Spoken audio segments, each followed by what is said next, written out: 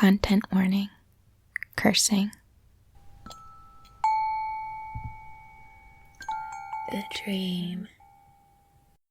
My name is Francesca. I'm in the kitchen of the shared house where I live. And I'm now going to tell you my dream, which I had a few weeks ago. So I had a dream that I was in Portugal with some friends and acquaintances. And one of them had a wealthy father who owned a Caribbean restaurant. And we all went to the restaurant and ate really delicious spicy fish and grilled vegetables. And it was all very delicious. And then I fell asleep in my dream in the restaurant. And I woke up and I had bread and butter in my dream.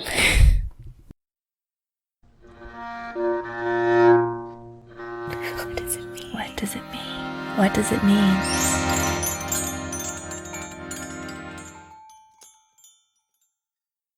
It's very, like a very luscious dream. You know? It's like everything is delicious and wealthy and opulent. Yeah. And like soft and warm. Yeah, like the spicy foods and the friendship. Yeah. And you're on a vacation, you know? Like, I mean, I assume she's on a vacation in Portugal. Like, you're visiting there for fun with all these people that you like and meeting new people. And it's very, like, boisterous and friendly and yet soft enough within the boisterousness that she was capable of falling asleep at the restaurant and then waking up and eating more. Like, that's totally opulent. That's opulent. Such opulence. It's like so. There's a word that's not sitting in my mind, but there is some word about that. Like, I don't know. Deluxe. Yeah, just like something like, you know, it's like luscious, opulent, rich, like heavy, like just warm. I don't know. Lush. Yeah. Also, the fact that she mentions Portugal, for me, what Portugal represents right now is your parents and their retirement adventure. So Portugal is kind of like this mecca in my mind of what happens if you just like have money, if you just have nothing money to do, and you like just want to like hang and then out just somewhere decide fun. to do something fun with your money and time. You know, it's like Portugal is now representative for me of like wealth and abundance. People, like, when I think about Portugal, I think of this guy that picked me up hitchhiking there and just brought me to this place and gave me like a ton of sweet wine. Like, he was just like, let's go have wine Portugal in is this the place. land And of- we just had this delicious wine in this place, and I like smoked meats, and he was just like, get a plate of the fucking smoked meats, let's eat this. I didn't speak Portuguese at all, but he was just like telling me about his life in Portuguese and just like giving me all this food. It was totally like that. It was just some rich guy. It is just it. That's just like, wanted to. I mean, this sounds sketchy now. I'm like this rich guy who's taking hitchhiking who gave me a bunch of wine, but like it was chill. I promise. But like the feeling of it is just like it's like a dark space and it's cozy and it's got these it's like both dark and that light have a lot somehow of at the same time. yeah. It's like dark in the way that like soft, cozy, but also light in the way of like exciting and sparkly. Yeah. I mean, I guess that my associations with Portugal are this person, and the wine and the dark cozy thing, space. Nothing about him was cozy. Don't get the wrong idea.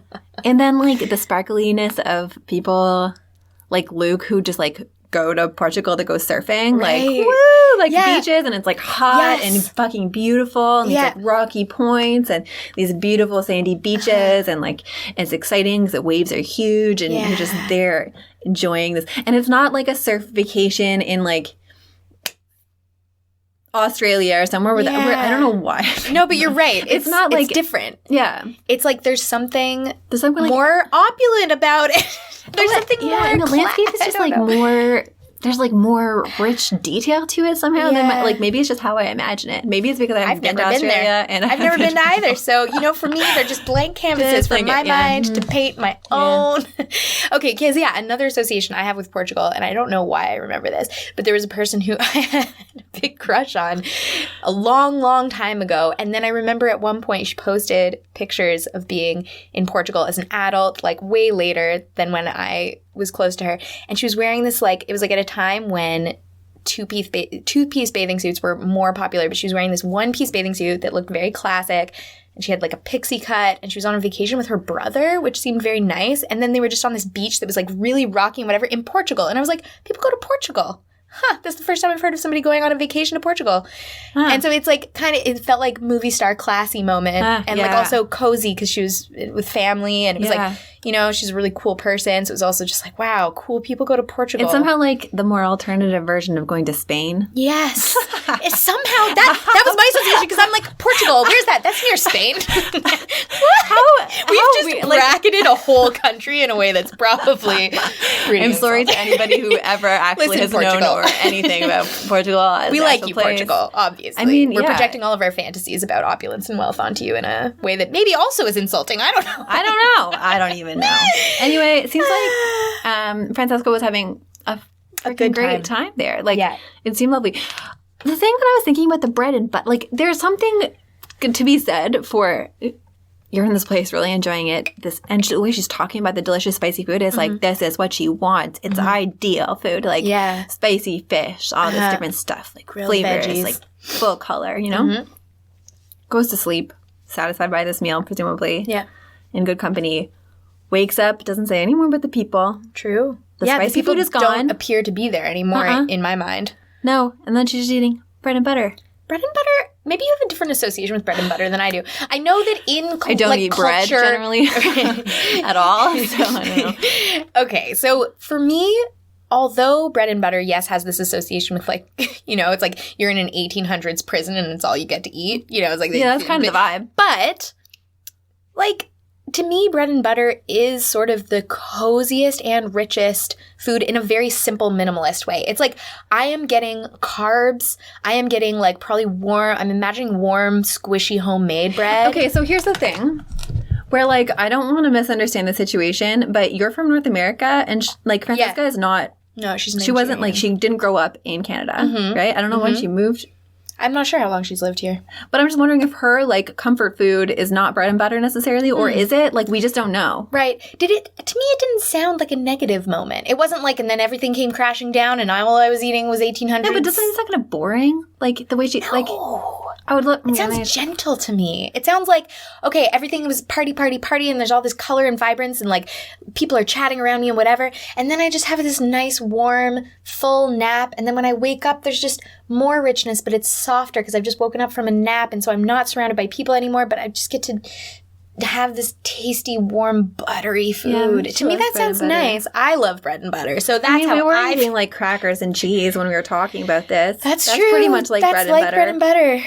And I mean, yeah, I don't know, like, also just the way she says bread and butter is so beautiful that I can't hear it as a negative thing. Yeah. Like, maybe I just don't like bread and butter. I think you don't. I do like bread and butter, but I'll also just feel like it's not nutritious you have tension at all. with bread and butter. I do. It's like you like it, but in a way that's toxic for you. And it also just doesn't, like, seem very interesting.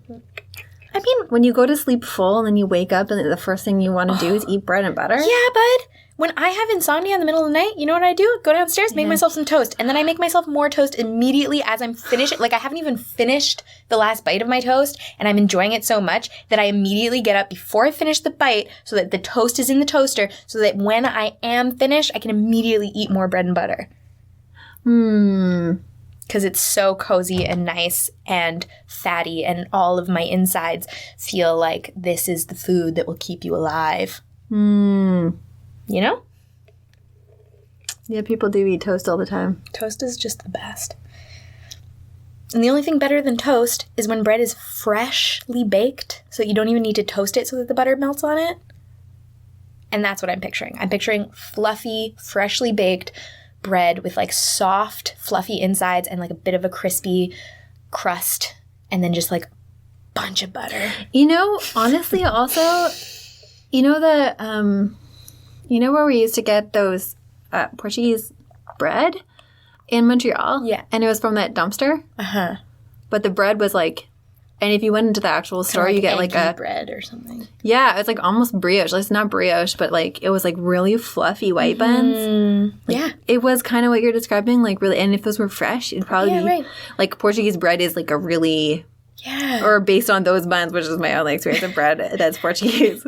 The type of bun that you'd probably have a spicy chicken sandwich in. Yeah. If you just put butter on that, then it's fluffy. It'd be really good. Yeah, it's pretty good bread, I guess.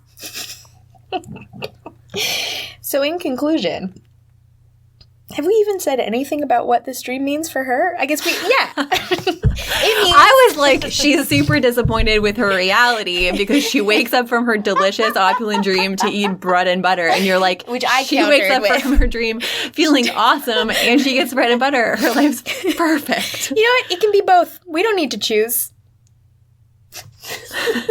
No, we don't. Sometimes contradictions coexist. Yeah, I think this is a pretty good example of knowing actually nothing about somebody's opinion about what's in their dream. Well, what I do remember her saying was like, I was really hungry that night when I went to sleep or something. It was like something about... But you know what? It's not about food. It's about much more than food. It's not about her actual physical hunger. It's about... Hunger for... Satisfaction? Just Is it general... about satisfaction? Did you sound satisfied? Okay, so how about this? You go out at night with your pals on a luxurious vacation. You eat elaborate foods. It's good. Yeah. This is all of the things that you think that you want and that you think you should want in your life, which you're pursuing and achieving. Yeah.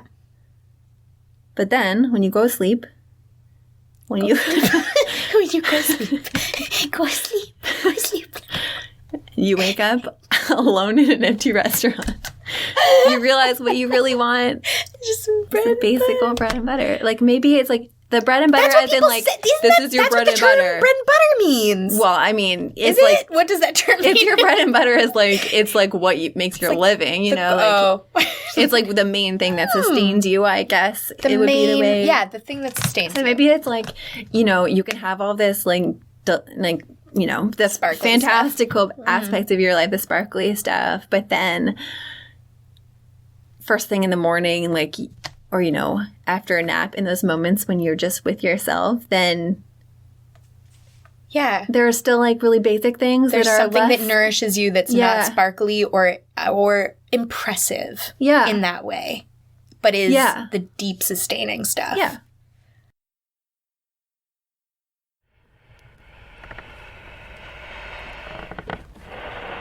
Thanks for listening.